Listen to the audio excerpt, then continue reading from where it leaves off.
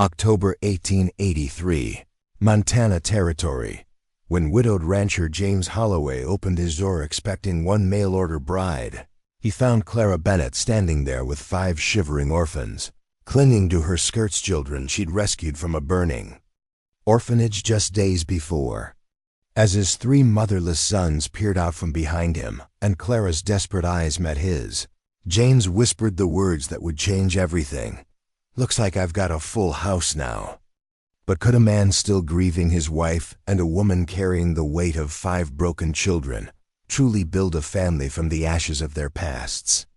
Before we jump back in, tell us where you're tuning in from, and if this story touches you, make sure you're subscribed, because tomorrow I've saved something extra special for you. The Montana wind carried the scent of early snow as James Holloway stood on the porch of his ranch house, watching the dust cloud on the horizon grow larger. His calloused hands gripped the wooden railing, knuckles white with tension. Somewhere in the house behind him, his 3 sons were supposed to be doing their chores, but he could hear them arguing instead. The dishes from breakfast still sat unwashed in the kitchen. A pile of mending had been growing in the corner for 2 months. James was 42 years old, and he felt every single year weighing on his shoulders. His wife Sarah had been gone for 18 months now, taken by pneumonia during the brutal winter of 1882. He'd tried to manage alone, truly he had. But running a cattle ranch while raising 3 boys aged 7, 10, and 13 was slowly breaking him. The cattle operation demanded every daylight hour, and his sons were growing wild without a mother's guidance. That's why he'd done something he never imagined he would. 3 months ago, after another night of burnt beans and his youngest son crying himself to sleep, James had written a letter to the Boston Marriage Registry. The words had been harder to write than any business contract he'd ever signed. He wasn't looking for love that had died with Sarah. He needed help, pure and simple. Someone to keep house, raise his boys, and bring order back to the chaos his life had become. The woman who'd answered his advertisement had written thoughtful letters. Clara Bennett, age 31, originally from Philadelphia. She'd worked as a schoolteacher for 8 years before the school board dismissed her for being too headstrong with her opinions about educating girls. Her letters spoke of practicality rather than romance, which suited James perfectly. She understood this was an arrangement of necessity. She'd arrive alone, they'd have a simple ceremony, and life would settle into a manageable routine. That was the plan anyway. The stagecoach finally rolled to a stop in front of his property, wheels creaking and horses snorting from the long journey. James descended the porch steps, wiping his palms on his worn denim pants. Through the coach window, he could see a woman's silhouette, but something seemed off. There appeared to be movement, a lot of movement, inside the confined space. The driver, a grizzled man named Pete Garrison, who'd been running this route for 20 years, climbed down from his perch with an expression James couldn't quite read. "Mr. Holloway," Pete said, his tone careful, "I think you'd better brace yourself." Before James could ask what that meant, the coach door swung open. A woman emerged first, and James recognized her immediately from the photograph she'd sent. Clara Bennett had dark auburn hair pulled back in a practical bun, intelligent green eyes, and a determined set to her jaw. She wore a traveling dress of deep blue wool, dusty from the journey, but well made. She was handsome rather than beautiful, with the kind of strong features that spoke of character. But she wasn't alone. Behind her came a child. A little girl, maybe 5 years old, with tangled blonde hair and enormous blue eyes and a soot-smudged face. The girl clutched Clara's skirt with both hands, peering out at James like a frightened rabbit. Then another child appeared. A boy this time perhaps 7, with dark hair and a defiant expression that didn't quite hide the fear underneath. He positioned himself protectively next to the little girl. Then another, and another, and another. By the time they'd all climbed down from the stagecoach, 5 children stood clustered around Clara Bennett like chicks around a hen. They ranged in age from what looked like about 4 to maybe 11 years old. Their clothes were mismatched and ill-fitting, their faces smudged with dirt and exhaustion. Every single one of them looked terrified. James felt his jaw go slack.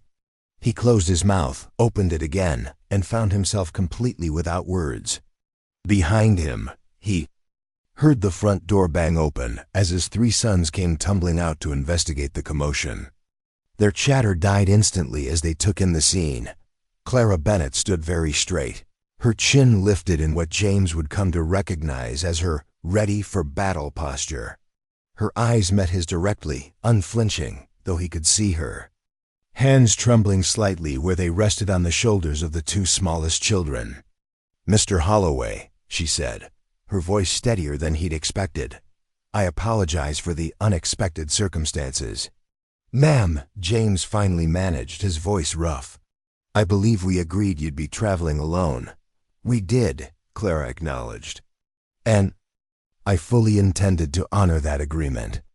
But plans changed rather dramatically 5 days ago." The stagecoach driver cleared his throat. "Miss Bennett paid for all 6 passengers, Mr. Holloway. And might I add, these young'uns have been better behaved than most adults I transport." He began unloading an astonishing amount of luggage from the coach's roof-worn carpet bags, bundled blankets, and what appeared to be hastily packed crates. James tried to process what he was seeing. 5 children. 5 additional mouths to feed. 5 more lives to be responsible for. He'd written to Boston for one practical woman to help with 3 boys and a cattle ranch. Instead, he was staring at what looked like an entire orphanage on his front porch. "Perhaps," Clara said carefully, "we might discuss this inside. The children have been traveling for 3 days straight, and the youngest," she glanced down at the tiny girl clinging to her skirt, "hasn't had a proper meal since yesterday morning." As if on cue, the little girl's stomach growled audibly. She pressed her face into Clara's dress, and James saw the woman's expression soften in a way that told him everything he needed to know. Whatever had happened, this woman cared deeply about these children. His youngest son, Thomas, tugged on James's sleeve. "Pa, who are all these kids?" James looked at his son, then at his other 2 boys, William and David, who were staring at the newcomers with a mixture of curiosity and alarm.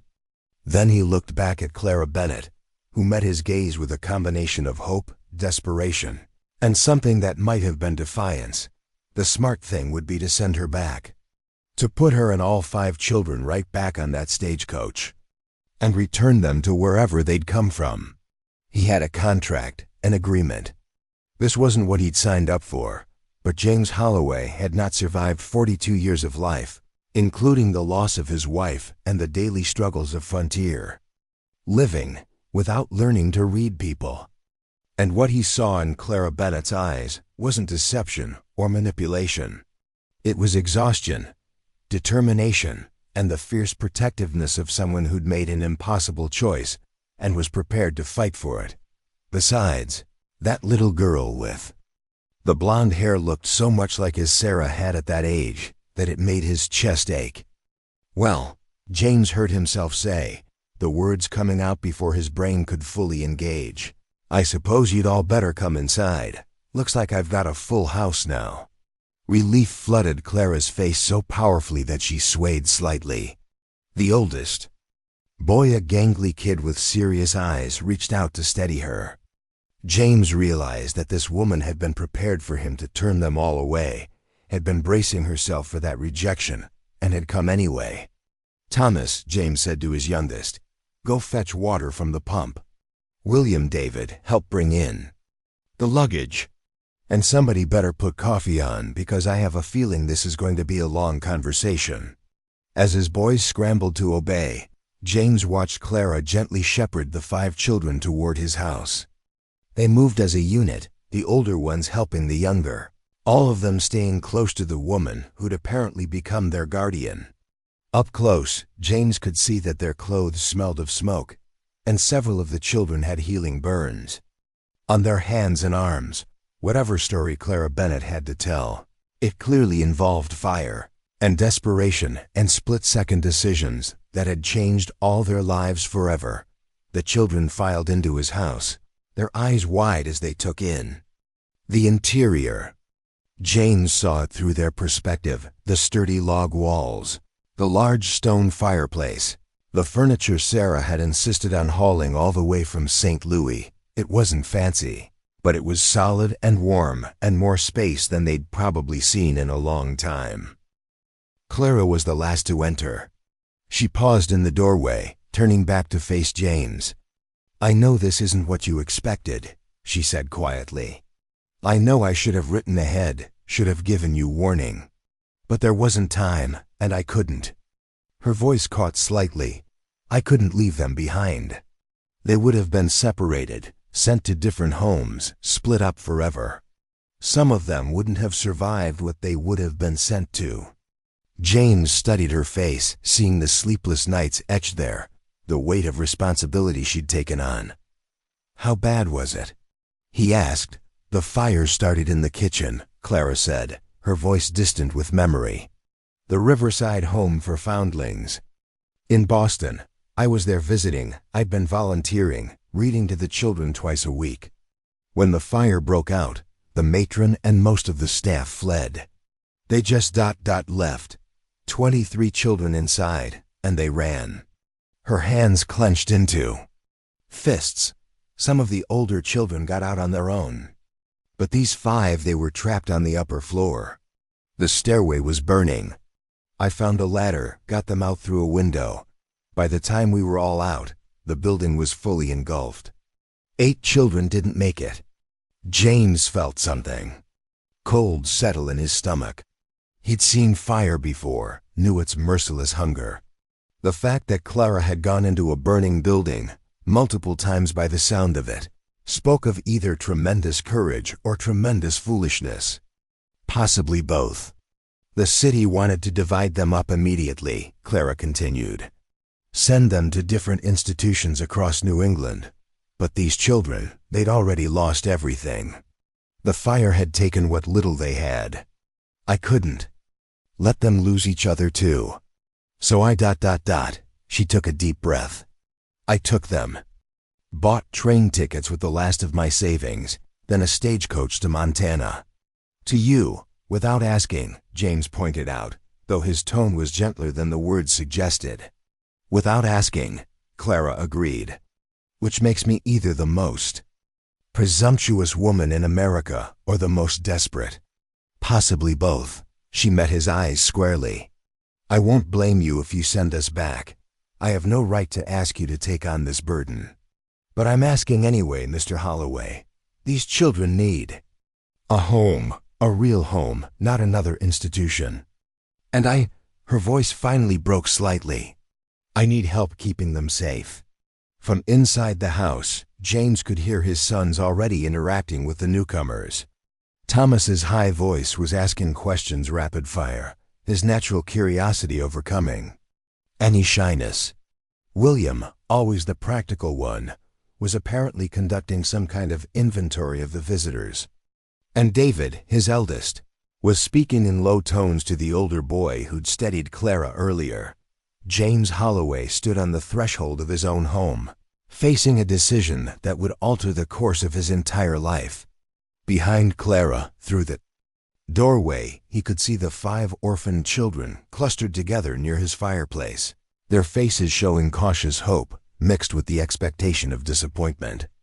They'd learned not to hope too much, he realized. Life had taught them that lesson young. His ranch could support more people, the land was good, the cattle herd healthy. His house had empty rooms that had once been meant for the large family Sarah had dreamed of. He had the means to feed and shelter these children, but did he have the capacity to care for them? To open his still grieving heart to 5 more souls who needed far more than just food and shelter? They needed healing, stability, love, things he wasn't sure he had left to give. "What are their names?" he asked finally. Clara's expression shifted. Understanding that this question meant he was considering it, really considering it. "The oldest is Samuel Parker. He's 11, Then Rebecca Walsh, she's 9.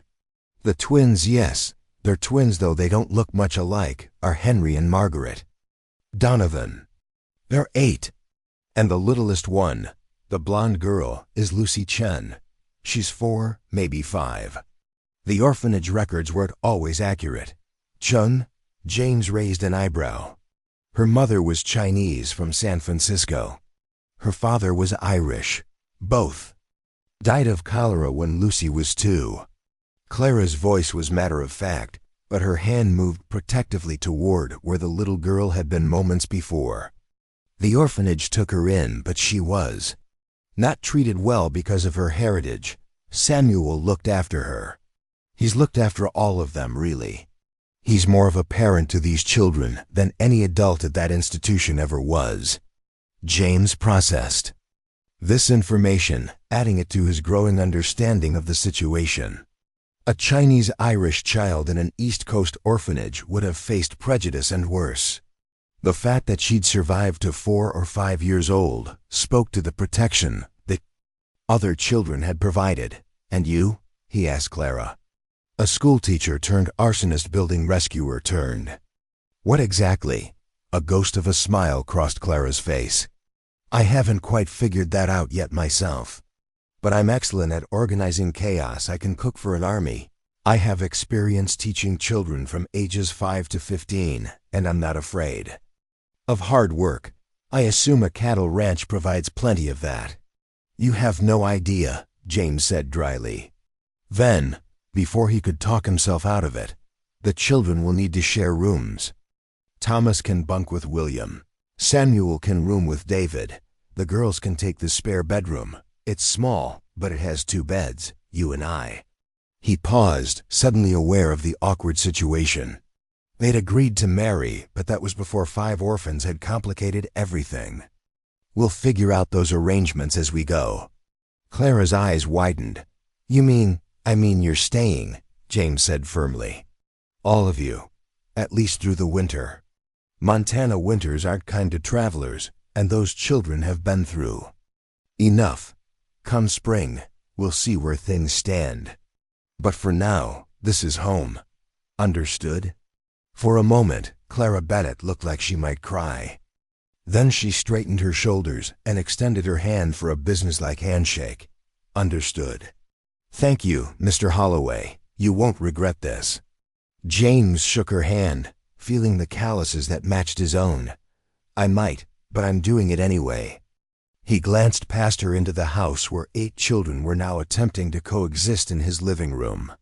Though I have a feeling life just got considerably more complicated. Considerably, Clara agreed. Then, with the first genuine smile he'd seen from her, welcome to your full house, Mr. Holloway. As they entered the house together, James wondered what on earth he'd just agreed to. 8 children. 9 people total under his roof. It was madness, but as he watched little Lucy Chun finally smile a shy, tentative thing as Thomas showed her his collection of interesting rocks, James felt something in his chest loosen slightly. His house hadn't heard children's laughter in a long time. Maybe, just maybe, this particular brand of madness was exactly what they all needed. Preparing and narrating this story took us a lot of time, so if you are enjoying it, subscribe to our channel. It means a lot to us. Now back to the story. The Montana wind rattled the windows, reminding them all that winter was coming. They'd have to prepare quickly more beds, more supplies, more everything. The ranch that had felt so empty after Sarah died was about to become very, very full. James caught Clara's eye across the crowded room. She nodded slightly, a gesture of partnership, of shared understanding that they were embarking on something neither had planned, but both were committed to seeing through. Outside, Pete Garrison finished unloading the last of the luggage and drove his stagecoach away, leaving behind a household that had just multiplied exponentially, whatever happened. Next, there was no going back now. The widowed cowboy and the mail-order bride, with 5 orphans, had just become an unlikely family. Now they just had to figure out how to actually be one. The reality of what James had agreed to hit him fully about 2 hours later, when he realized he had no beds for 5 additional children and barely enough food in the house to feed everyone. Supper. Clara seemed to read his mind. "Mr. Holloway," she said, approaching him where he stood in the kitchen, staring at the nearly empty larder, "I have some funds remaining. Not much, but enough to purchase essentials if there's a general store nearby." "Nearest store is in Copper Ridge, about 8 miles south," James replied, mentally calculating. "But it'll be dark soon, and I can't leave the ranch right now. Got 2 pregnant heifers that could drop their calves any time." He rubbed the back of his neck, feeling the tension gathering there. "We'll make do for tonight. Tomorrow I'll take the wagon to town for supplies." "Make do how?" Clara asked practically. "Those children haven't had a decent meal in days, and your boys look like they've been living on hardtack and jerky." James felt his defenses rise. "I've kept my sons fed and clothed just fine, Miss Bennett." "Mrs. Bennett, actually," Clara corrected quietly. "I was married once briefly. He died of yellow fever 6 months after the wedding. That was 9 years ago." She moved past him to examine the pantry more closely. "And I wasn't criticizing, merely observing. You have flour, salt, lard, and—" she pulled out a jar. "Is this wild plum preserves?" "Sarah made those," James said, his voice going flat. "2 summers ago." Clara handled the jar carefully, as if it were made of glass thin enough to shatter. At a harsh word, "Then we'll save these for something special. But you do have the basics here. I can make biscuits and gravy. It won't be fancy, but it'll fill 8 hungry bellies." 11, James corrected. "You're forgetting yourself, me, and the fact that David eats enough for 2 people these days." A slight smile crossed Clara's face. 11 then. "Do you have—" "Chickens. Please tell me you have chickens." 2 dozen laying hens and a rooster mean as a rattlesnake, James confirmed. "Out back in the coop. Perfect. Fresh eggs will help. The children need protein. They're far too thin." Clara was already rolling up her sleeves, transforming from exhausted traveler into a woman with a mission. "I'll need someone to fetch eggs and water. Perhaps your eldest son, David." James called, and his 13-year-old appeared in the doorway almost immediately, having clearly been listening. "Help Mrs. Bennett with whatever she needs. And David," he caught his son's eye, "mind your manners." David nodded, but James could see the wariness in his son's face. Of all 3 boys, David had taken Sarah's death the hardest. He'd built walls around himself, becoming quiet and withdrawn. The idea of a new woman in the house, trying to take his mother's place, would sit poorly with him. As Clara began directing David with calm efficiency, James returned to the living room where the other children had gathered. They sat in a tight cluster on and around his worn sofa, still keeping close to each other. His own 2 younger boys hovered nearby, clearly curious but uncertain how to interact with this sudden influx of strangers. Samuel, the 11-year-old, who'd steadied Clara earlier, watched James with sharp, evaluating eyes. The boy had positioned himself so he could see both doorways, James noticed. Always aware of exits, of potential threats. That was the mark of a child who'd learned to be vigilant. "Samuel, is it?" James addressed him directly. The boy straightened. "Yes, sir." "Samuel Parker, sir." "You don't need to sir me every sentence." "Son, James will do fine, or Mr. Holloway, if you're more comfortable with that." He pulled over a chair and sat, bringing himself to eye level with the children. "I'm going to be straight with you all. This situation is new for everyone. I wasn't expecting company, so things are going to be a bit makeshift for a while. But we'll figure it out together. Understood?" The children nodded, though the fear hadn't left their eyes. All except little Lucy, who had fallen asleep against Rebecca's shoulder, her thumb in her mouth and her face still smudged with soot. "Rebecca." "Is it?" James addressed the 9-year-old girl who was carefully supporting the sleeping child. Yes, sir, I mean yes, Mr. Holloway. Rebecca had dark hair pulled back in a braid that was coming loose, and eyes that held too much knowledge for a 9-year-old. She adjusted Lucy's weight carefully, protective even in exhaustion. That little one looks like she needs a proper bed, James observed. For tonight, you girls can use my son's room. The boys will camp out here in the living room, they'll think. It's an adventure. Tomorrow we'll sort out something more permanent. The twins, Henry and Margaret, exchanged glances. They had that uncanny twin communication, speak in volumes without words. Henry had a defiant tilt to his jaw that reminded James of a young colt, ready to bolt at any sudden movement. Margaret stayed pressed against her brother's side, her fingers twisted in his shirt. "You're twins," James said to them. "That must have been helpful, having each other at the orphanage." Henry's defiance cracked slightly. "We take care of each other," he said, his voice rough. "That's what you do."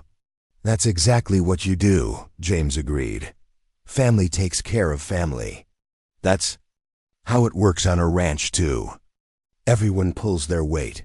Everyone looks after each other." "Think you can manage that?" Slowly, Henry nodded. Margaret whispered something to her brother that James couldn't hear, and Henry translated. "Maggie doesn't talk much. To strangers, I mean, but she understands everything." "That's fine," James said. "Some folks are quiet by nature. My Sarah was a talker, could chat the ears off a fence post. Me, I'm more the quiet type myself. Takes all kinds." He stood, his knees protesting. Slightly. 42 wasn't old, but ranch work had a way of aging a man's joints. "Samuel, you look like you've been holding things together for this group. That must have been heavy on your shoulders." Samuel's mask slipped for just a moment, showing the exhausted, scared 11-year-old underneath. "Somebody had to, sir. After the fire, everything was chaos. If I didn't keep track of everyone, they'd have been separated right then." "Well, you did good," James said firmly. "But you're not alone anymore. There are adults here now who'll share that burden. You can just be a boy for a while if you want." Samuel's eyes filled with sudden tears that he blinked away furiously. James pretended not to notice, giving the boy space to collect himself. Thomas, who'd been practically vibrating with curiosity, finally burst out. "Can I show them the barn? We have kittens." Mama Barn Cat had 6 of them, and Pay said I could name them all, and after supper, James interrupted gently. "Everyone's had a long day. Barn tours can wait until tomorrow." William, his middle son, had been silent throughout, studying the newcomers with his methodical, analytical mind. Finally, he spoke up. "Pa, if all these kids are staying, does that mean we're brothers and sisters now?" It was the question James had been avoiding thinking about too carefully. He looked at the expectant faces his 3 sons, Clara's 5. Orphans, all waiting for his answer. "Well," he said slowly, "families come together in different ways. Some are born to it, some marry into it, and some," he gestured to encompass them all, "some just happen because life puts people together who need each other. So yeah, William, I reckon that's exactly what it means. You're all family now, in the ways that count." The words hung in the air, more binding than any legal document. James could see Clara in the kitchen doorway, her hands stilled in their work, listening. She met his eyes and nodded once, a gesture of gratitude and agreement dot the smell of biscuits. Baking began to fill the house, and James realized it had been 18 months since that smell had graced his home. Sarah had made biscuits every Sunday morning. The familiar scent cracked something open in his chest that he'd been keeping carefully. Sealed. David emerged from the kitchen carrying a basin of eggs. "Mrs. Bennett says supper will be ready in 20 minutes, and could someone please set the table?" He paused, looking around. "We don't have enough chairs." This was true. The table seated 6 at most. James did some quick math. 11 people. 6 chairs. Youngest ones can sit on laps or we'll bring in crates from the barn. We'll add building more chairs to the list of things to do. The list of things to do was getting impressively long. More beds, more chairs, more everything. Plus the regular ranch work couldn't stop just because his household had more than doubled. The cattle still needed tending, fences still needed mending, and winter preparations still loomed. But as the children began to relax slightly, as Thomas started showing his rock collection to Henry, as Rebecca carefully braided Margaret's hair while little Lucy slept on, James felt something shift in the house. It had been so quiet for so long, so filled with grief and silence. Now it hummed with life again, chaotic and overwhelming as that life might be.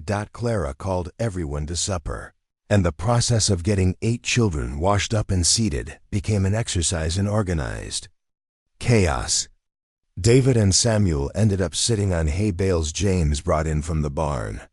Little Lucy woke up cranky and confused, but settled when Clara sat her on her lap and spoke softly to her. Thomas kept up a running commentary about everything on the table, in the room, and visible through the window. The biscuits were perfect, golden, and flaky. The gravy was rich and peppered, made from the drippings James had saved from last week's beef roast. Clara had somehow transformed his meager supplies into a meal that had everyone reaching for seconds. "Where'd you learn to cook like this?" James asked, surprised at how good simple food could taste when prepared with skill. "My mother ran a boarding house in Philadelphia," Clara explained, spooning more gravy onto Henry's plate without him having to ask. "I grew up feeding hungry people with whatever we had on hand." You learn to be creative with ingredients, and you learn to never waste anything. After supper, the children helped clear the table, another sign of Clara's organizational skills and their orphanage training. Even little Lucy carried her own plate to the kitchen. Though she had to use both hands and walk very carefully, William approached his father while the dishes were being washed. "Pa, where's everyone going to sleep?" Really? It was a good question. The house had 4 bedrooms, the master bedroom where James slept, the room his 3 boys had shared, and 2 smaller rooms that had been meant for the family Sarah had dreamed of. One of those rooms held storage. The other was empty except for a single bed and Sarah's sewing machine. "We'll figure it out," James promised, though he wasn't entirely sure how. "Tonight the girls take your room. You boys camp here by the fireplace. Tomorrow we'll do some rearranging." But Clara had other ideas. After the children were settled, the girls in the boys' room, the 5 boys rolled in blankets by the still warm fireplace, she found James on the back porch, staring out at the dark shapes of the barn and pastures beyond. "Mr. Holloway," she said quietly, "we need to discuss sleeping arrangements. Permanent ones." "I know," James said wearily. "I'll sleep in the barn for now. You can have the master bedroom, and we'll—" "Absolutely not," Clara interrupted firmly. "You'll do no such thing. This is your home, your ranch. You need proper rest to manage it. And frankly, after seeing the amount of work required, I won't have you sacrificing your health for propriety's sake." James turned to look at her, surprised by her vehemence. "What are you suggesting?" Clara took a breath, clearly steeling herself. "We came here to marry, did we not? That was the agreement. The orphans complicate matters, certainly, but they don't change the fundamental arrangement. You need help managing this household. I need a home for these children. The practical solution is to proceed as planned." "You mean marry? Now? After one day?" James couldn't quite believe what he was hearing. "I mean establish a clear household structure," Clara clarified. "Marriage can come later, when we know each other better. But we can sleep in the same room without scandal. We're adults entering. A legal arrangement. Put up a privacy curtain if it makes you more comfortable. But this household needs organization, and that starts with both of us being rested enough to provide it." The woman had a point, though James wasn't sure he was comfortable with how quickly she'd reasoned it out. But then again, She'd pulled 5 children from a burning building and traveled halfway across the country on sheer determination. Practicality seemed to be Clara Bennett's defining characteristic. "You're a surprising woman, Mrs. Bennett," James said finally. "Life doesn't leave much room for conventional thinking, Mr. Holloway," Clara replied. "Not for people like us, anyway. So do we have an agreement? We proceed as planned, establish this household properly, and see where things stand come spring." James thought about his 3 sons who needed stability and guidance. He thought about the 5 orphans who needed safety and belonging. He thought about his ranch, which required 2 functioning adults to manage. And he thought about the alternative, sending Clara and the children away, returning to the grinding loneliness of the past 18 months. "We have an agreement," he said, extending his hand once more. "But Mrs. Bennett, this might be the strangest arrangement I've ever entered into." Clara shook his hand firmly, her grip strong and sure. "Mr. Holloway, I rescued 5 children from an inferno and brought them to Montana on a prayer. Strange as relative." As they stood on the porch together, the October wind carrying the promise of winter, James realized his life had veered dramatically off any course he'd imagined. But as he heard the soft sounds of children sleeping safely inside his house, some orphaned by fire, some by death, all of them needing a home, he thought that maybe strange wasn't the same as wrong. Tomorrow would bring 100 new challenges. They'd need to register the children somehow, explain their presence to neighbors, figure out schooling and clothing and 1,000 other details. But tonight, his house was full. His table had been filled with the sound of children's voices. And the woman standing beside him, practical and determined and fierce in her protection of those 5 orphans, seemed like exactly the kind of partner he needed for the hard work ahead. "We should get some rest," Clara said, breaking the comfortable silence. "I suspect tomorrow will be even longer than today." "Undoubtedly," James agreed. He paused at the door, then added, "Thank you, Mrs. Bennett, for supper, for managing the chaos, for everything." Clara smiled, and it softened her strong features into something almost gentle. "Thank you for saying yes, Mr. Holloway, for not turning us away. These children have known so much loss. They needed someone to say yes." As they entered the house together, stepping carefully around the sleeping boys by the fireplace, James reflected that he'd said yes to far more than he'd bargained for. But watching little Lucy sleep peacefully, her thumb fallen from her mouth, her face finally clean of soot and fear, he couldn't quite bring himself to regret it. His full house was going to be complicated, chaotic and challenging. But for the first time since Sarah died, James Holloway felt like maybe, just maybe, he had something to build toward instead of simply something to endure.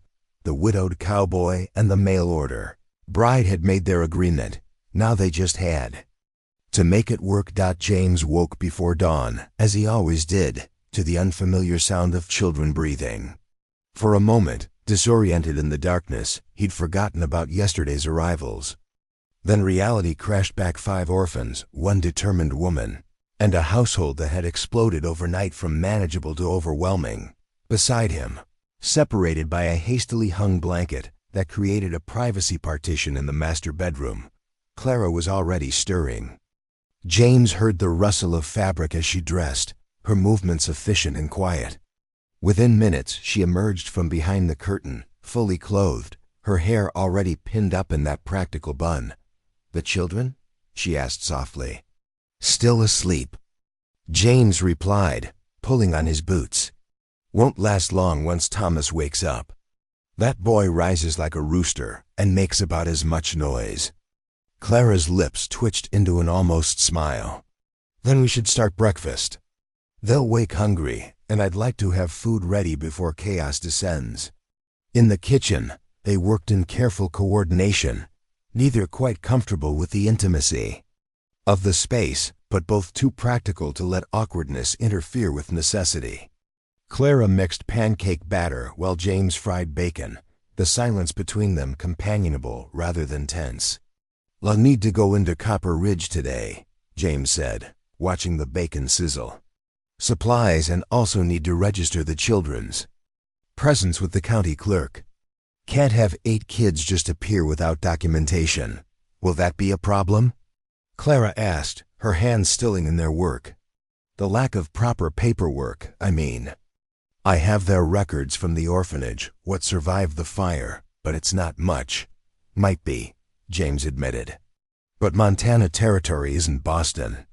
Out here, folks are more concerned with whether you can survive winter than whether your paperwork is perfect. Still, better to be forthright about it." And he hesitated. "People are going to talk. A widower suddenly acquiring a wife and 5 children overnight? That'll be the subject of gossip for months." "Let them talk," Clara said firmly, though James saw her shoulders tense. "I've weathered gossip before. Being dismissed from my teaching position wasn't exactly a quiet affair." "What exactly did you do?" James asked, curious despite himself. "You said you were too headstrong with your opinions about educating girls." Clara's expression turned fierce. "I taught them mathematics and science, same as the boys. One assigned them books on history and philosophy. And when the school board insisted I focus solely on needlework and basic reading, I refused. They wanted to train girls to be decorative and obedient. I wanted to train them to think." She cracked an egg with unnecessary force. "Apparently, thinking is dangerous in a woman." James found himself fighting a smile. "I imagine you were hell on those board numbers." "I was," Clara admitted, and now she did smile, sharp and satisfied. "They were quite relieved to be rid of me. The feeling was mutual. The first child, too." Wake was Samuel, appearing in the kitchen doorway like a silent ghost. The boy moved with the wariness of someone accustomed to danger, always alert, always watching. "Morning," James greeted him. "Sleep well?" Samuel nodded, his eyes tracking both adults, assessing the situation. "What can I do to help?" "You can. Sit down and be a child for once," Clara said gently but firmly. "Breakfast will be ready in 10 minutes." But Samuel didn't sit. "I always helped at the orphanage. In the kitchen, I mean. If I don't help, I don't feel right." James understood that feeling, the need to earn your place, to prove your worth. "Tell you what," he said, "you can set the table." "But that's it. Deal?" Samuel considered this, then nodded. "Deal." By the time breakfast was ready, all 8 children had tumbled into the kitchen in various states of wakefulness. Lucy clung to Rebecca like a barnacle, her blonde hair a tangled mess around her face. The twins moved in their synchronized way, communicating through glances and subtle gestures. Thomas was already chattering about the day's possibilities, while William observed everything with his analytical gaze. David remained quiet and distant, eating quickly as if planning an escape. "After breakfast," James announced, "I'm taking the wagon to Copper Ridge for supplies. I'll need one of the older boys to come along and help load." He looked at David, his usual companion for such trips, but his eldest son was already shaking his head. "I need to check the north fence," David said, not meeting anyone's eyes. "Some of the posts were loose last week." It was an excuse, and they both knew it. David was avoiding the new arrivals, particularly Clara. James felt frustration rise but tamped it down. The boy needed time to adjust. "I'll go," Samuel offered quietly, "if that's all right." James studied the 11-year-old, seeing the eagerness hidden beneath the careful neutrality. The boy wanted to prove himself useful, to secure his place in this household. "All right then, Samuel. Be ready in 30 minutes." The trip to Copper Ridge took 2 hours, the wagon creaking along rutted roads that would turn to mud once the rains came. Samuel sat beside James in silence for the first hour, watching the landscape roll past endless grassland dotted with cattle, mountains rising in the distance, sky so vast it seemed to swallow everything. "Never seen a country like this, Samuel." finally said, his voice almost awed. In Boston, everything was buildings and smoke and people everywhere. This is ... different. Big sky country, James agreed. Takes some getting used to. Makes a person feel small and free at the same time. Samuel absorbed this, his serious face thoughtful. Then, Mr. Holloway, why did you say yes? To all of us, I mean. You could have just sent us back. James had been expecting this question, though not quite so directly. You want the honest answer? Always. I said yes because that little girl Lucy looked at me with my dead wife's eyes. I said yes because I've got 3 boys who've been half wild since. Their mama died, and they need better than I've been managing alone. And I said yes because Mrs. Bennett walked into a burning building to save you kids, and that kind of courage deserves a better reward than me turning her away. He glanced at Samuel. Good enough reasons? Samuel nodded slowly. Are you going to marry her? Mrs. Bennett, I mean. That's the plan eventually. Why? Just wondering if we're going to have to call her Ma. Samuel's voice was carefully neutral, but James heard the tension underneath. You'll call her whatever feels right to you, James said firmly. Nobody's trying to replace anybody here.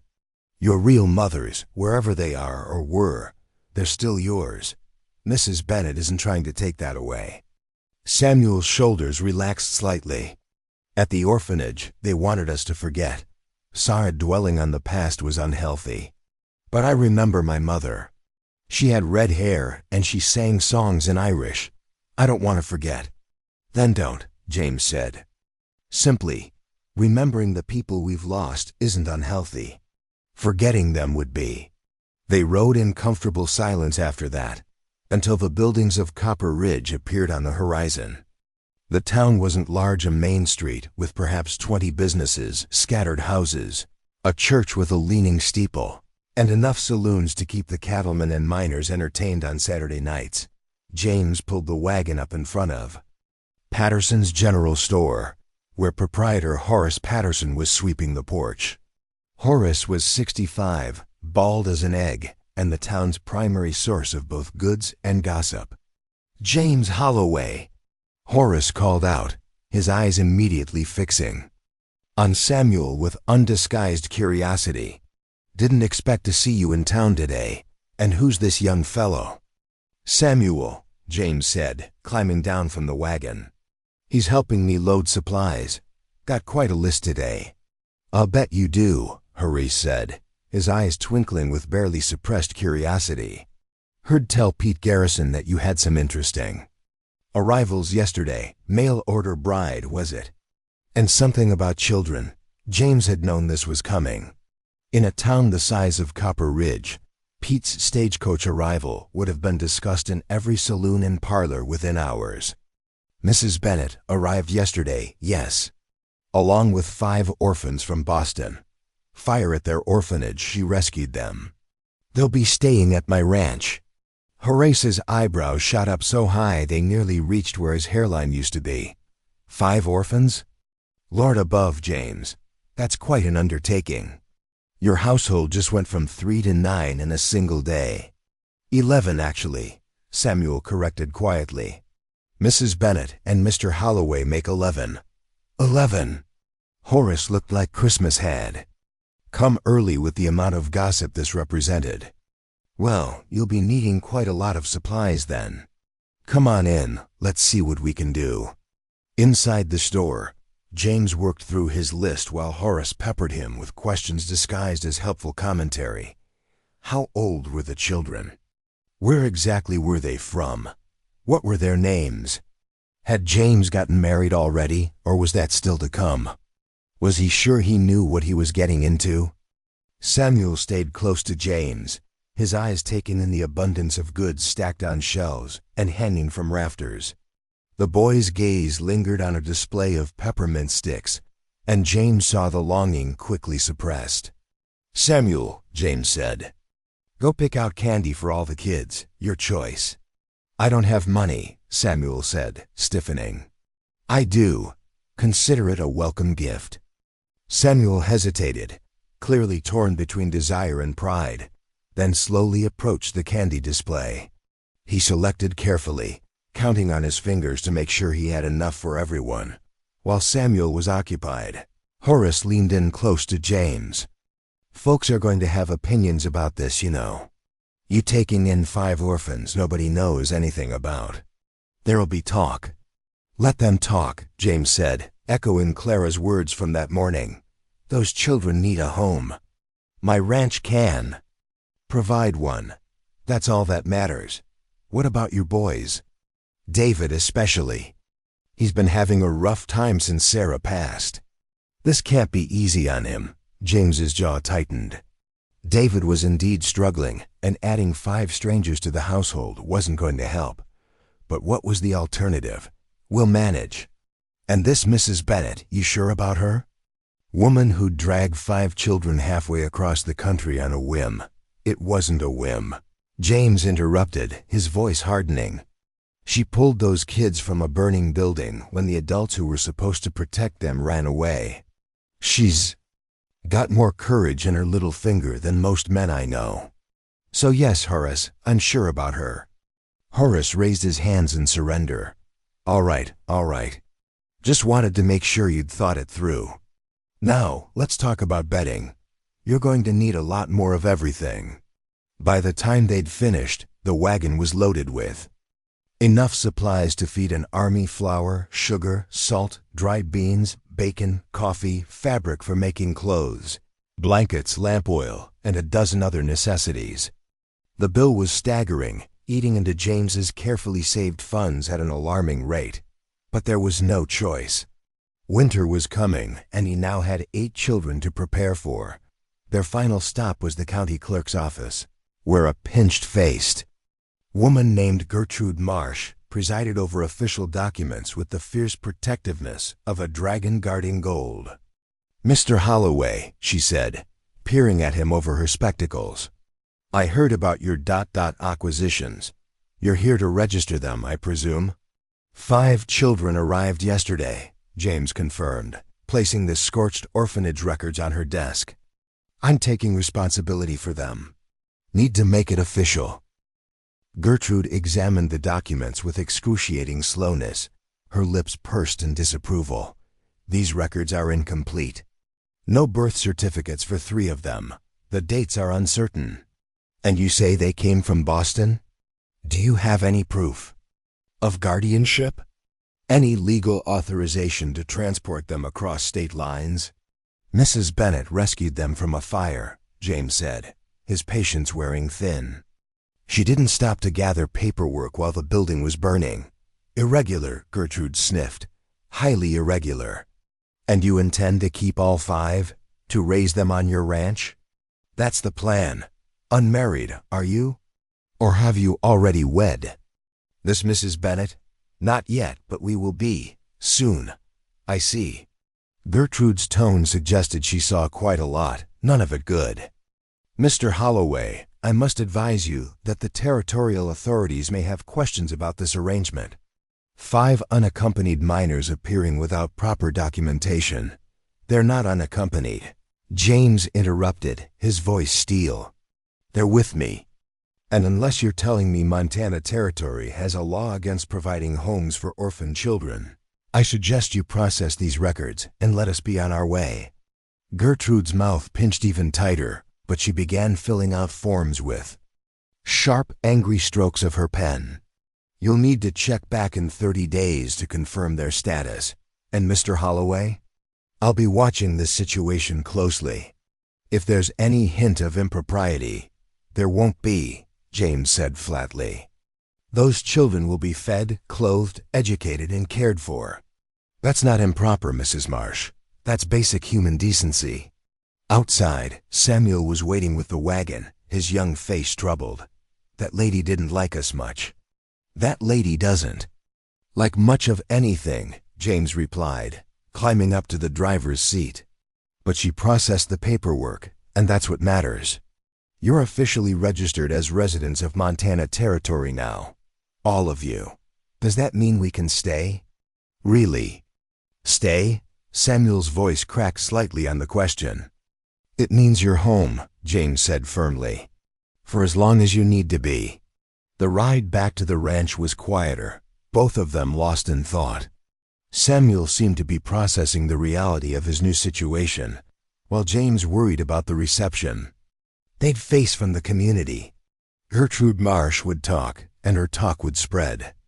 People would have opinions, judgments, suspicions, but as they crested the final hill and the ranch came into view, smoke rising from the chimney, cattle grazing peacefully, the barn solid and weathered against the vast sky, James felt a surge of determination. This was his land, his home, and those children were under his protection now. Anyone who had a problem with that could take it up with him directly. Samuel sat up straighter as they approached, his eyes scanning the property. "It's a good place," he said quietly. "A good place to start over. That's what I'm counting on." James replied as they pulled the wagon up to the house. Children poured out, Thomas first, as always, followed by the others. William helped Rebecca carry water from the pump. Henry and Margaret were playing some sort of hand-clapping game. Little Lucy sat on the porch steps, watching everything with those two old eyes, and Clara stood in the doorway, flour dusting her apron, her strong face breaking into a smile of relief when she saw them return safely. She looked like she belonged. There, James realized, like she'd always been meant to stand in that doorway, keeping watch over a house full of children. "How did it go?" she asked as James climbed down. "About as expected," James replied. "Horace Patterson now knows everyone's name and approximate shoe size. Gertrude Marsh thinks we're running some kind of criminal operation. And we spent enough money to make me nervous about the winter budget. All in all, a successful trip to town." Clara's smile turned wry. "So the gossip has begun, with a vengeance." "Well, then," Clara said, rolling up her sleeves as if preparing for battle, "I suppose we'd better give them something worth talking about. Samuel, help your brothers unload the wagon. The rest of you, we've got work to do. This household isn't going to organize itself." As the children scattered to their tasks, James and Clara stood together watching the controlled chaos of their suddenly enormous family. The gossips would talk, the judgmental would judge, and the winter would test them all. But looking at these 8 children, his 3 and her 5, all of them needing stability and safety, James felt that same strange certainty from the night before. This was right. Complicated, challenging, possibly insane. But right. His full house was about to become the subject of every conversation in Copper Ridge. But James Holloway had weathered worse storms than small-town gossip. And something told him that Clara Bennett had too. Together, they just might manage to turn this chaotic collection of broken people into something resembling a family. The question was whether the town would let them. 3 days after the trip to town, James discovered that integrating 8 children into a working ranch was like trying to herd cats in a thunderstorm. Theoretically possible, but practically a nightmare. The morning started with Henry accidentally releasing half the chickens from the coop while trying to collect eggs.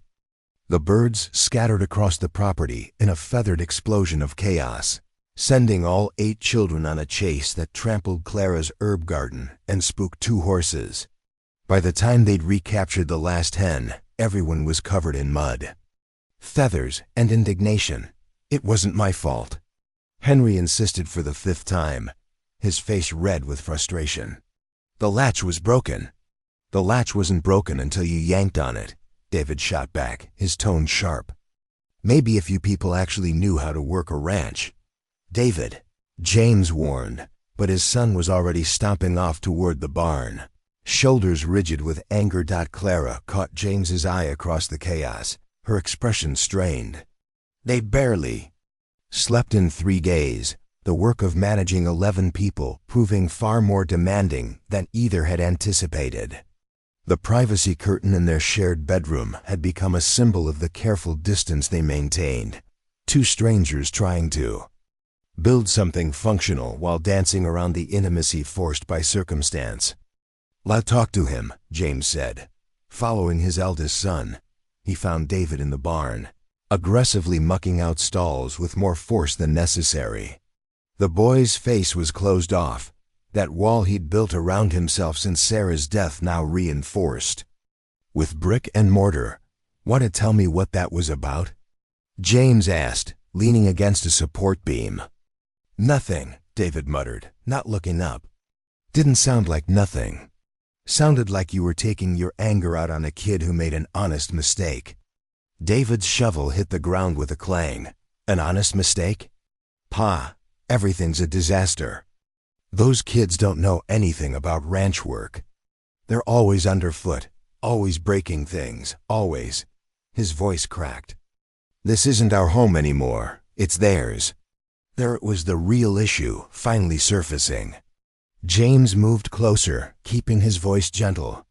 "This is still your home, David. Nothing's changed about that. Everything's changed." David's eyes were bright with unshed tears. "Ma's gone, and now there's this woman sleeping in Ma's room, cooking at Ma's stove, and we're supposed to just pretend like everything's fine. Like we didn't have a family before they showed up. We still have a family," James said firmly. "It's just bigger now. I don't want it bigger. I want it back the way it was." The tears finally spilled over, and David angrily wiped them away. "I want Ma back. I want things to be normal again. I don't want 5 strangers living in our house." James felt his own chest tighten with grief.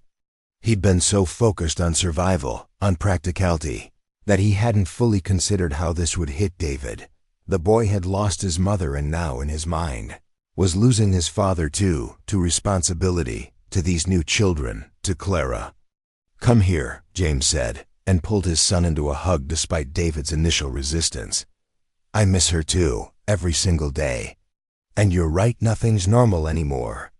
But son, we can't go back. We can only go forward. And those 5 kids? They've lost their families too. They're just as scared and confused as you are." David's shoulders shook with silent sobs. "Why did you have to say yes? Why couldn't you just send them away?" "Because it was the right thing to do," James said simply. "And because I couldn't watch another child suffer if I had the means to help. Your man would have done the same thing. You know she would have." This seemed to crack something in David. He sagged against his father, 13 years old, and trying so hard to be a man, but still just a grieving boy underneath. They stood there in the barn, surrounded by the smell of hay and horses, while David finally let himself cry properly for the first time since the funeral. When the storm finally passed, David pulled back, embarrassed and red-eyed. "I'm sorry, Pa. Nothing to apologize for." Grief doesn't follow a schedule. James squeezed his son's shoulder. "But David, Henry didn't ask to be here any more than you asked for him to show up. He's trying his best in a strange place. Maybe cut him some slack?" David nodded reluctantly, then hesitated. "Do you like her? Mrs. Bennett, I mean?" It was a loaded question. James chose his words carefully. "I respect her. She's capable, strong, and she cares about those children like they're her own. As for the rest, we'll see." This arrangement was supposed to be practical, not romantic. "But you're going to marry her." "Eventually, yes. That was the plan. And then she'll really be our mother." David's voice was hollow. "She be my wife," James corrected gently. "But David, nobody can replace your mother. Nobody's trying to. Mrs. Bennett knows that. I know that, and you need to know it too. Your man will always be your man. This is just ... different." David absorbed this slowly, then nodded. "I'll apologize to Henry for being a jerk. That'd be good of you." As they left the barn together, James spotted Clara standing on the porch, little Lucy clinging to her skirts while she surveyed the property with the expression of a general assessing a battlefield. She'd tied her hair back with a strip of cloth, her sleeves rolled up to her elbows, and there was a determined set to her jaw that James was beginning to recognize meant trouble. "Mr. Holloway," she called, her tone formal despite 3 days of shared living space. We need to talk now. James exchanged a glance with David, who wisely decided to make himself scarce. As James approached the porch, Clara handed Lucy off to Rebecca and gestured for him to follow her to the side of the house, away from curious ears. "We have a serious problem," Clara said without preamble. "Just one?" James asked Riley. Clara didn't smile. "The girls have nowhere to properly bathe. The boys can wash at the pump, but Rebecca is 9 years old and developing. She needs privacy. And Lucy," Clara's voice softened, "that child hasn't had a real bath since the fire. She still smells of smoke, and she's got soot embedded in her skin that won't come out with a washcloth." James rubbed his face, feeling the exhaustion of 3 sleepless nights catching up with him. "There's a bathing room in the house. Small, but it's got a tub, which requires hauling water from the pump, heating it on the stove bucket by bucket, and then hauling it all out again afterward. Do you know how long that takes? How much work? And we'd need to do it for all 5 girls at least once a week, plus your boys. What do you suggest?" James asked, though he suspected he knew where this was going. "We need a proper bathing system. Something more efficient. And we need it now, before winter sets in and the pump freezes." Clara crossed her arms. "I know. It's an expense we hadn't planned for." "Everything's an expense we hadn't planned for," James interrupted, not unkindly. "But you're right. We can't have the children going filthy all winter." He thought for a moment. "There's a natural hot spring about 2 miles west, on the edge of my property. Water stays warm year-round. Some of the neighboring ranches use it for livestock in winter." Clara's eyes lit up. "Could we use it for bathing? Would need to build some kind of shelter around it for privacy, and clear a better path to it. But yeah, it's possible." James calculated the work involved: materials, time, labor. "Give me a week. I'll get something functional built." "A week?" Clara looked skeptical. "I'll have the boys help. Good project for them. Teach them construction. Keep them busy." James paused. "Though I'll need you to handle the ranch chores while we're working on it." Clara straightened, her chin lifting in that battle-ready way. "Mr. Holloway, I grew up in a boarding house. I know how to work. Show me what needs doing, and I'll do it." Over the next several days, an interesting transformation occurred. While James and the 8 children worked on building the bathhouse at the hot spring, mixing mortar, hauling lumber, constructing walls, and a roof, Clara took over the daily ranch operations with startling efficiency. She learned to milk the cows, though the first attempt resulted in a kicked-over bucket and some creative cursing that made Thomas giggle. She managed the chickens with firm authority after Henry showed her the proper technique. She even helped one of the pregnant heifers deliver her calf, her sleeves rolled up and her face pale but determined as she assisted with the birth. "Never thought I'd have my hands inside a cow," she told James that evening, scrubbing her arms at the pump. "But I can add it to the list of things I've done that the Philadelphia boarding school never prepared me for." "You did good, James." Sighed, and meant it. The calf was healthy, the mother recovering well. Most city folks wouldn't have kept their heads. Clara smiled tiredly. "I pulled 5 children from a burning building, Mr. Holloway. After that, most things seemed manageable." At the hot spring, the bathhouse was taking shape. James had designed it with 2 separate rooms, one for the girls, one for the boys, each with a sunken area where the hot water pooled naturally. The walls were rough-hewn logs, the roof solid cedar shingles. It wasn't fancy, but it was functional and private. The children threw themselves into the work with varying degrees of enthusiasm. Samuel proved surprisingly skilled at carpentry, his careful hands precise with measurements. William approached the project like a mathematical problem, calculating angles and load-bearing requirements. Thomas mostly got in the way but provided entertainment. The twins worked together with their uncanny synchronization, anticipating each other's movements, and David slowly began to thaw. It happened gradually. First, he showed Henry the correct way to hammer a nail without bending it. Then he helped Margaret carry a beam that was too heavy for her. By the third day, James caught him actually laughing at something Rebecca said, though he quickly sobered when he noticed his father watching. On the evening of the 6th day, as the sun set in brilliant orange streaks across the Montana sky, they stood back to admire their work.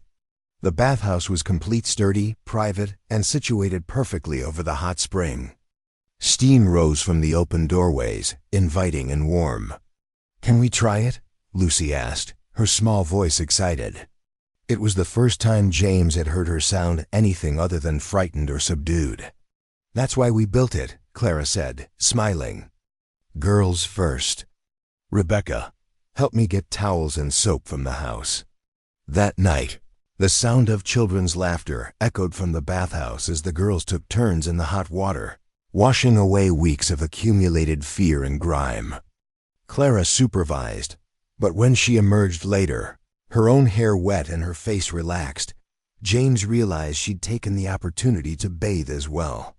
"Thank you," she said to him quietly as they stood together on the porch watching stars emerge.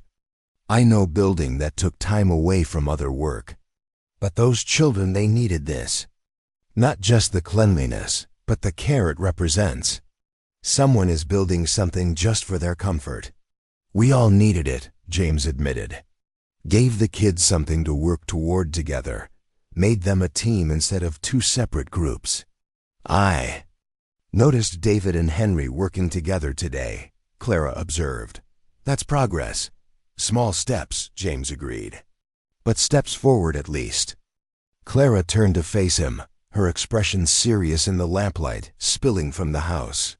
"Mr. Holloway, James, I know this isn't what you signed up for. Any of it. And I know I forced your hand by arriving with 5 children you never agreed to take in. If you want to reconsider the marriage arrangement, I would understand. We could make other plans." "No," James interrupted firmly. "We're not reconsidering anything. Was it what I expected?" "No." "Has it been harder than I thought?" "Absolutely. But we're making it work. The kids are adjusting. The ranch is running. And we," he gestured between them, "we're figuring out how to be partners in this." "That's enough for now." "Is it though?" Clara asked softly. "You barely sleep. You're working yourself to exhaustion, trying to manage everything. And we're still strangers sharing a bedroom with a curtain between us, pretending that's a normal way to live." James didn't have a good answer for that. The arrangement was awkward, unsustainable long term. But the alternative, actual marriage, actual intimacy, seemed equally impossible with a woman he barely knew. "I don't have a solution," he admitted finally. "But I'm not sending you away, and I'm not sending those children away. So we keep going forward, one day at a time."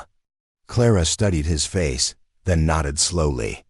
"One day at a time," she agreed.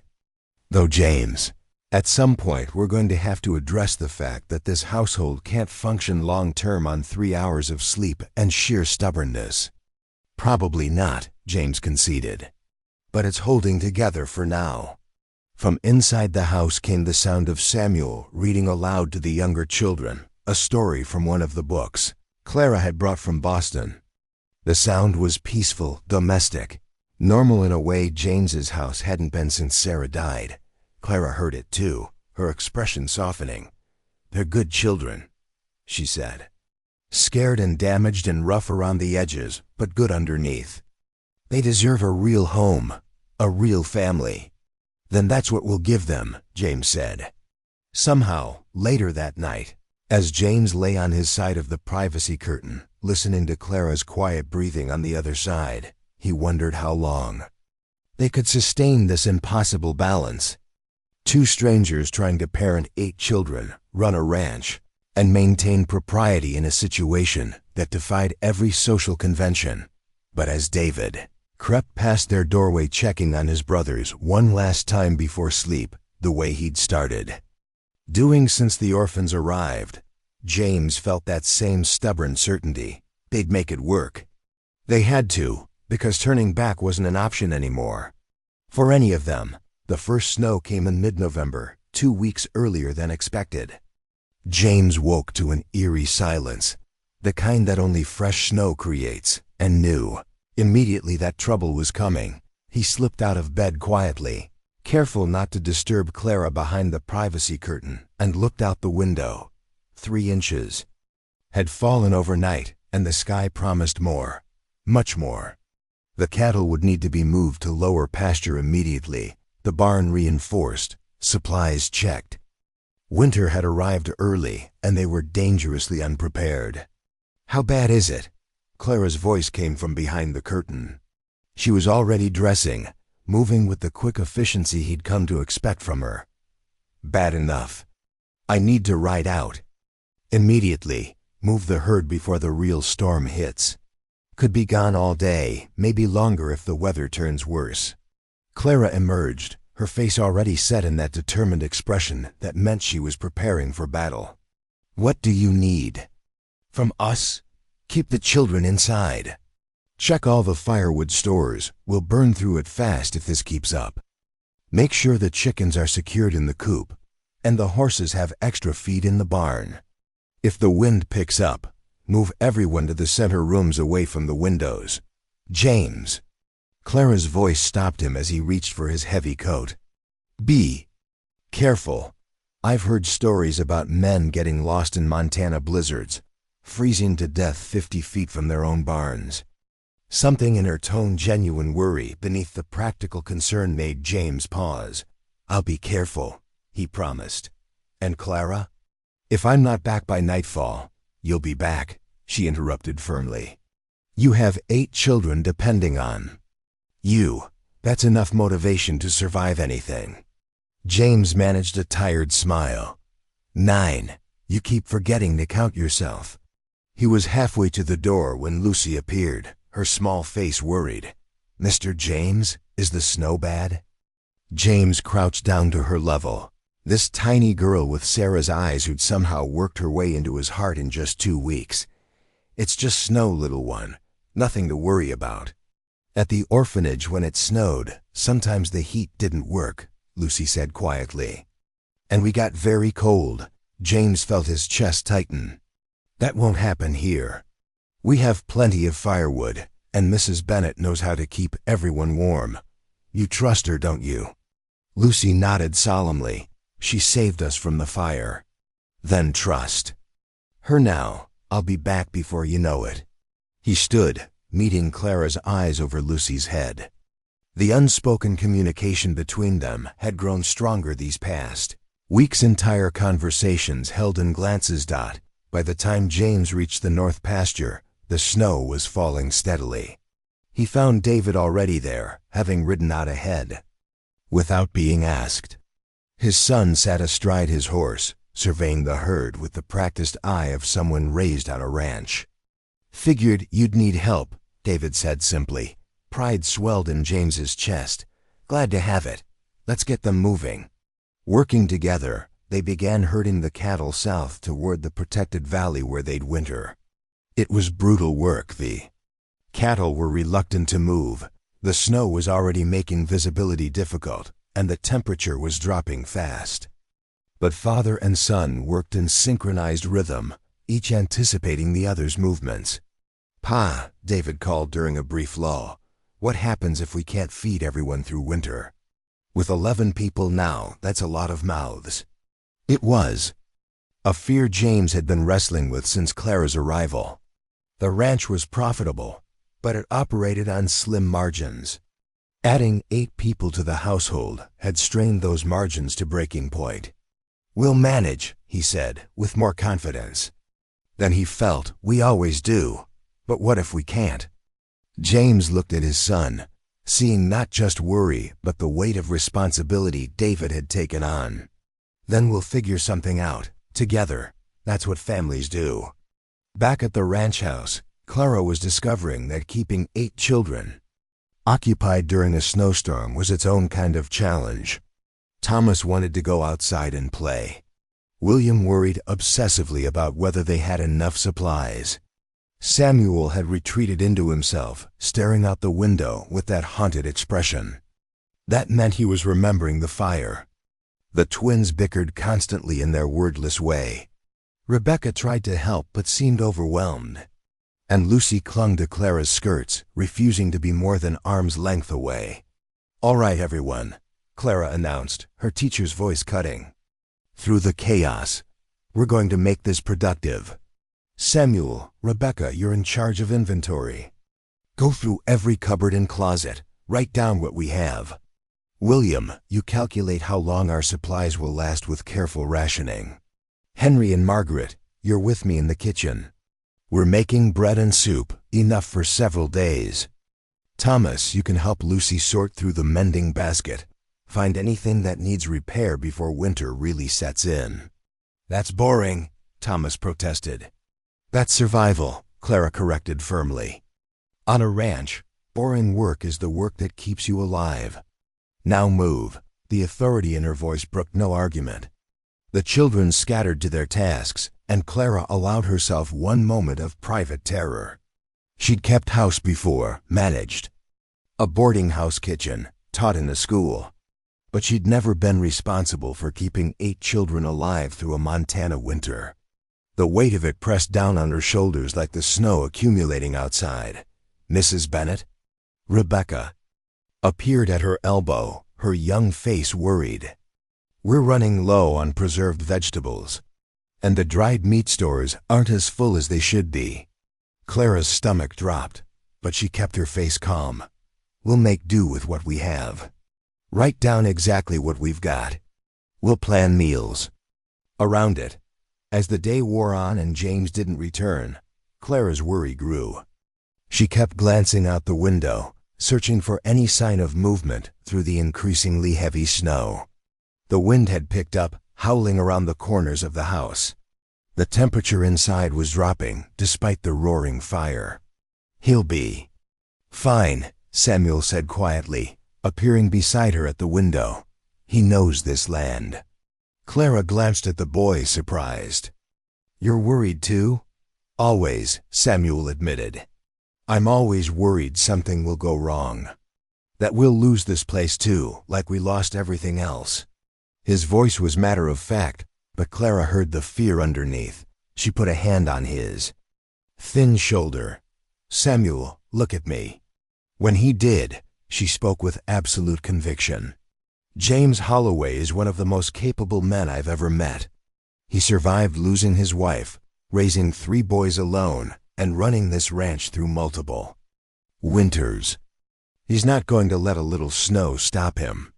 "But what if?" "No what ifs," Clara interrupted gently. "We deal with what is, not what might be. Right now what is means keeping this house warm, these children fed, and ourselves ready for when he returns. Can you help me do that?" Samuel straightened, some of the haunted look fading. "Yes, ma'am." "Good. Then go help William with those calculations. I need to know exactly how much food we have." By late afternoon, the storm had become a full blizzard. Visibility was down to a few feet. The wind screamed like a living thing, and snow piled against the windows in drifts. Clara had moved everyone into the main room, closer to the fire. The children huddled together under blankets. The orphans and James's sons finally united by shared fear and cold. David burst through the door just as darkness fell, covered in snow and ice, his face red from the cold. Behind him came James, equally frozen, both men looking exhausted but triumphant. "Cattle are moved," David announced to the room at large. "They're safe in the South Valley." Clara wanted to run to James, to check him for frostbite, to yell at him for scaring her. Instead, she moved with forced calm to help him out of his frozen coat. "You're half frozen. Get by the fire. I'll heat soup." "We need to check the barn," James protested, though he was shaking with cold. "Make sure the horses—" "David can do it," Clara said firmly. "You're going to sit down before you fall down." To her surprise, James obeyed, sinking into a chair near the fire. David, looking pleased to be trusted with the responsibility, headed back out into the storm.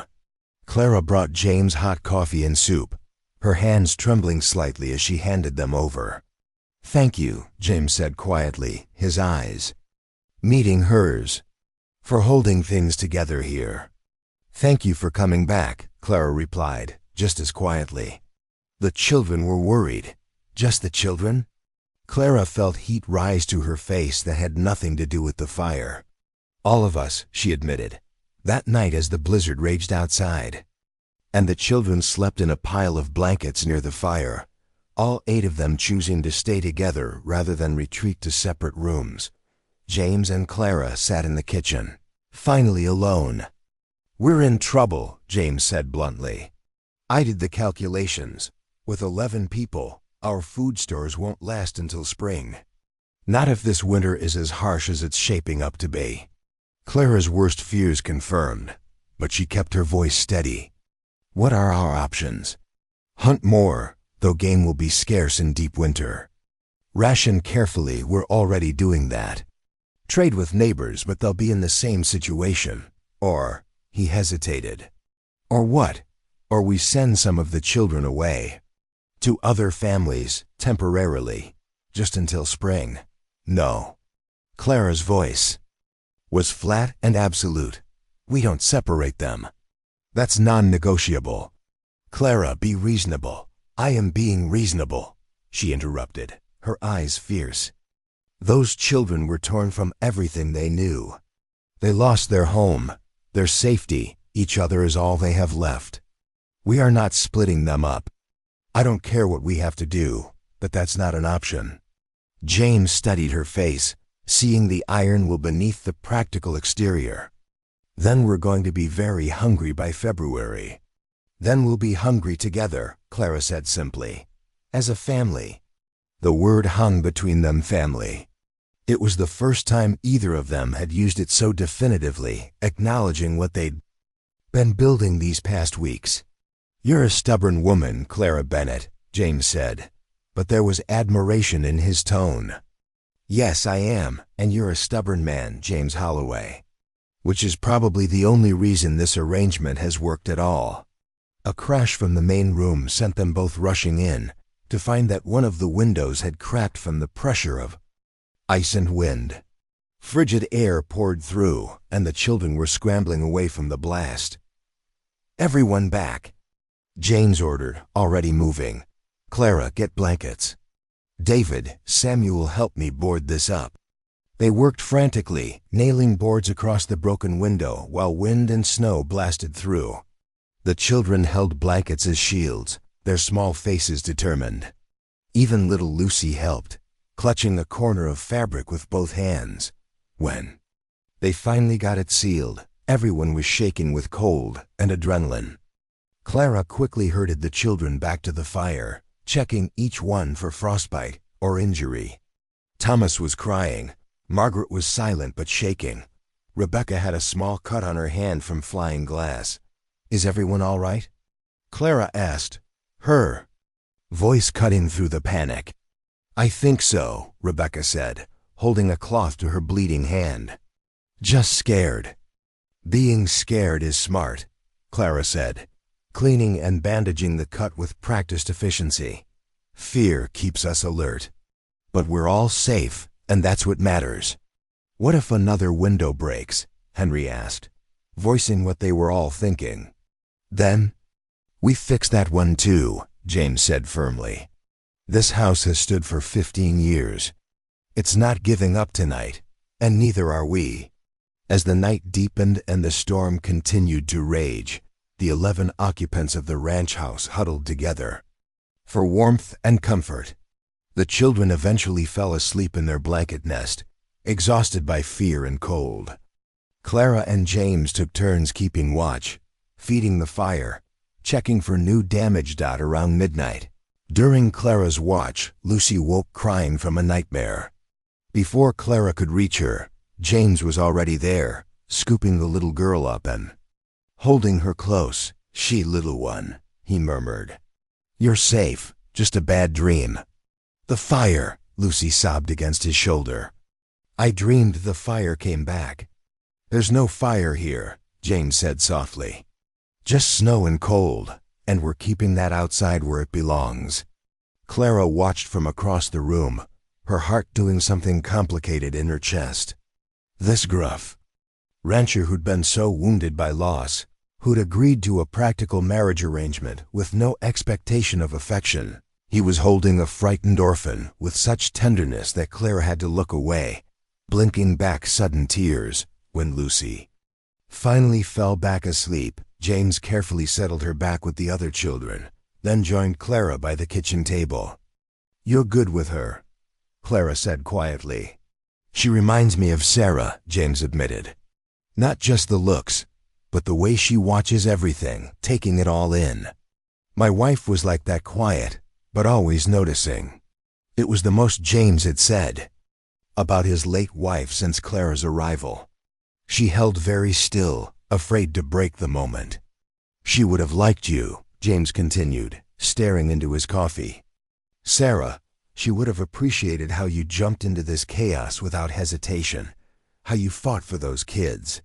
He looked up, meeting Clara's eyes. "She would have said I was lucky." "Am I?" Clara asked softly. "Lucky, I mean." James was quiet for a long moment. "Ask me again in spring," he finally said. "When we're all still alive and fed, and this household hasn't collapsed into complete disaster." "That's not exactly inspiring confidence," Clara said, but she was almost smiling. "I'm a rancher, not a poet," James replied. "I deal in practical truths, not pretty words. And the practical truth is that we're in for a hard winter, but we'll survive it, together." "Together," Clara echoed, and felt the weight of that promise settle around them like a warm blanket. Outside, the blizzard continued to rage, but inside the ranch house, 11 people slept or kept watch. They weren't a traditional family, weren't what anyone would have planned or expected. But as the fire crackled and the children breathed softly in their shared warmth, something real was being forged in the crucible of necessity and survival. The widowed cowboy and the mail order bride with 5 orphans were becoming something more than a temporary arrangement. They were becoming partners. And maybe, if they could survive the winter ahead, they might become something even deeper. But first, they had to make it through the storm. February arrived like a gaunt wolf, lean and hungry. The food stores James had worried about in November were now critically low.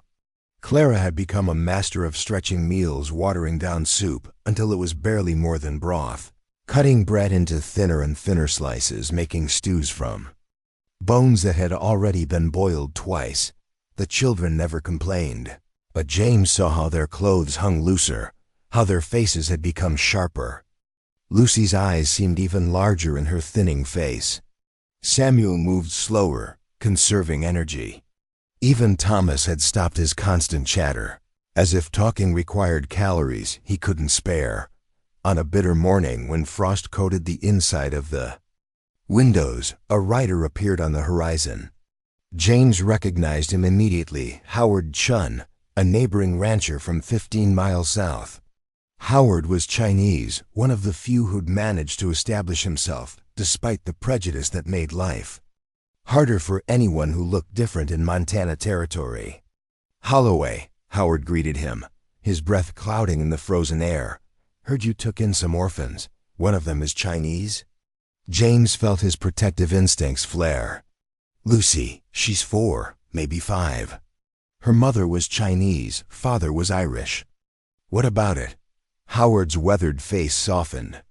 "My wife and we lost our daughter 3 years ago. Cholera, same as Lucy's parents. When we heard there was a Chinese child out here, alone," he paused, choosing his words carefully, "we'd like to meet her. If that's acceptable." Clara appeared in the doorway, Lucy hiding behind her skirts as usual. The little girl peered out at Howard with those enormous eyes, taking in his features that resembled her mother's. Howard spoke softly in Cantonese, and Lucy's eyes went wide with recognition. She responded hesitantly in the same language, her small voice rusty from disuse. James hadn't even known she could speak it. "She remembers," Howard said, his own voice thick with emotion. "Not much, but some. My wife could teach her, help her keep that connection to her mother's heritage." James felt something cold settle in his stomach. He looked at Clara, saw the same fear reflected in her face. They'd known this might happen, that someone might want to take one of the children. But knowing intellectually and facing it in reality were two different things. "Lucy stays here," Clara said firmly, her hand protective on the child's shoulder, "with her family." "Mrs. Holloway, it is Mrs. Holloway now, isn't it?"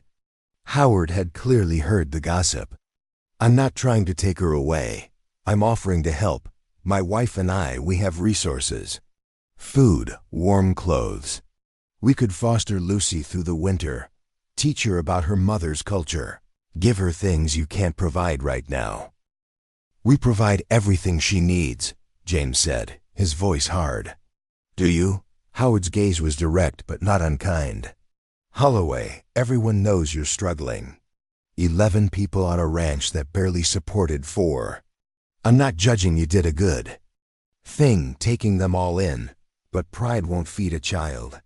And Lucy, she deserves to know where she comes from. To have that connection." Lucy tugged on Clara's skirt. "Mrs. Clara, do I have to go?" The fear in that small voice broke something in James. He knelt down to Lucy's level. "Nobody's making you do anything, little one. This is your choice." "But I want to stay here," Lucy said, her eyes filling with tears. "With you and Mrs. Clara and Samuel and everyone. This is my home." Howard watched this exchange, his expression unreadable. Then he sighed.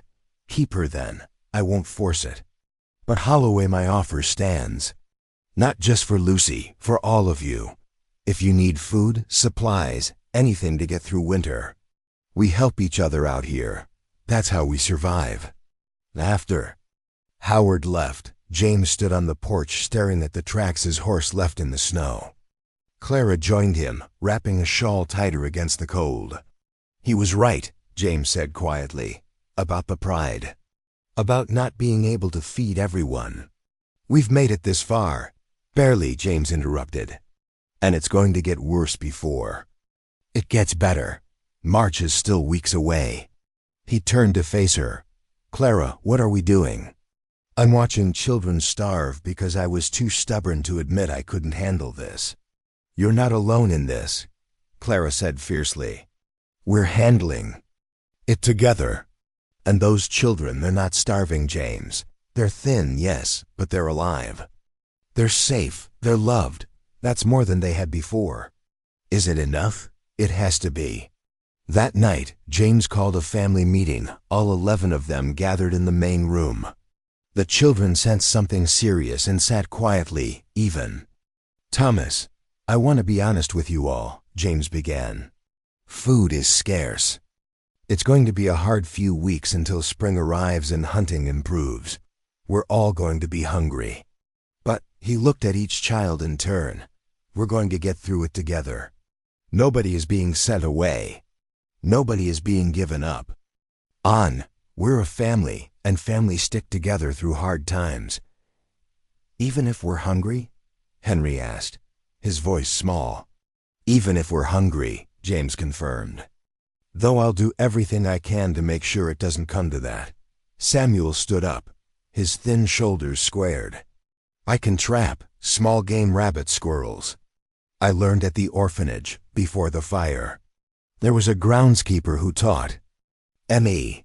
I can help," David added to everyone's surprise. "Samuel can show me."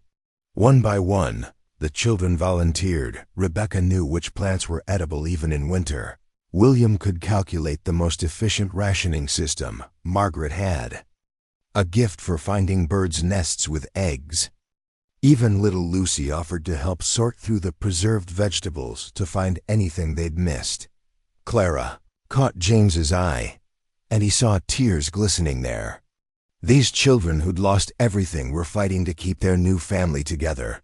Over the next 3 weeks, something remarkable happened. The children's contributions, small game from Samuel and David's traps. Wild onions Rebecca found beneath the snow. Birds' eggs Margaret located. Didn't amount to much individually. But together, they made the difference between mere survival and something approaching sustenance. The household worked with new efficiency. Clara taught the girls to make bread stretch further using techniques from her boarding house days. James showed the boys how to ice fish in the partially frozen creek. They shared every meal equally, adults and children alike, no one taking more than their fair portion. And slowly, imperceptibly, the days grew longer. The temperature began to climb. The snow started to melt in earnest, revealing brown grass beneath. Spring was coming, on the first truly warm day in March. James found Clara in the garden, her hands in the soil, planting seeds for the growing season ahead. She looked up as he approached, shading her eyes against the sun. "We made it," she said simply. "We did," James agreed, kneeling beside her. "All 11 of us. I wasn't sure we would. There were nights I lay awake doing calculations, trying to figure out how to make nothing stretch into something. I know, I was doing the same thing." James picked up a seed packet, studying it to avoid meeting her eyes. "Clara, about our arrangement. If you're about to say this was a mistake." "James Holloway, I swear I'll hit you with this trowel," Clara interrupted, her tone fierce despite the lightness. James laughed, surprising himself. "Actually, I was going to say we should make it official. The marriage, I mean. We've been acting like a married couple for months now. Might as well have the paperwork to match." Clara's hands stilled in the dirt. "Is that a proposal?" "It's a practical observation," James said, then caught her expression. "But yes, if you want it to be. Clara Bennett, will you marry me? Actually marry me, not just for convenience, but because we've built something real here. Because you're the strongest, most stubborn, most capable woman I've ever met. Because those children need us both. And because," he finally met her eyes, "I think I might be falling in love with you." Clara's eyes filled with tears, but she was smiling. "That's the most unromantic romantic thing anyone has ever said to me. I'm a rancher, not a poet, I know," Clara finished, laughing through her tears. "And yes, James Holloway, yes, I'll marry you. Actually marry you. Because you took in 5 orphans without hesitation. Because you've treated them like they're your own. Because you're stubborn and practical, and somehow that's exactly what I need. And because I'm definitely falling in love with you too." James kissed her then. They're in the garden with dirt on their hands, and the smell of spring in the air. It wasn't their first kiss that had happened one cold January night when fear and exhaustion had broken down their careful boundaries. But it was their first kiss as two people choosing each other, not just accepting an arrangement. The wedding happened 2 weeks later in the little church with the leaning steeple. All 8 children stood up with them, dressed in clothes Clara had sewn from the fabric James had bought that first day in Copper Ridge. The townspeople who'd gossiped and judged came to witness. And if some still had reservations, they kept them to themselves in the face of what was undeniably a family. Howard Chun and his wife came, bringing gifts for Lucy, a jade bracelet that had belonged to her mother, and the promise of summer visits to learn about her heritage. Lucy accepted shyly, but she held tightly to Clara's hand throughout. Judge Morrison, who performed the ceremony, looked at the assembled family with something like wonder. "I've married a lot of couples in my time," he said, "but I've never seen a family quite like this one. Built not on obligation or tradition, but on choice. On the decision to say yes when saying no would have been easier." That night, with the children finally asleep and the house quiet, James and Clara stood together on their porch, looking out at the ranch that had become home to all of them. "Do you think we would have made it?" Clara asked. "If Howard had taken Lucy? If we'd sent the children away when things got hard?" "No," James said honestly. "We would have survived, but we wouldn't have made it. Not really. Those children, they're not a burden we took on. They're the reason this works. They made us better. Strange how that works, Clara mused. I came here with 5 orphans expecting you to turn us away. Instead, you opened your door and said, I have a full house now, like it was the most natural thing in the world. It was the only thing in the world, James corrected. The only thing that made sense in that moment. In the years that followed, the story of the widowed cowboy and the mail order bride with 5 orphans would become something of a legend in Copper Ridge. People would talk about the hard winter of 1883, about how 11 people survived on nothing. But determination and love, about how a family can be built from the most unlikely pieces. The children grew up strong and capable. Samuel became a skilled carpenter, building homes throughout the territory. Rebecca became a teacher, following in Clara's footsteps. David took over the ranch eventually, running it with his father until James was too old to ride. The twins opened a trading post together, their silent communication an asset in business. William became an engineer, Thomas a storyteller, and little Lucy grew up knowing both sides of her heritage, secure in the knowledge that family isn't about blood, it's about choice.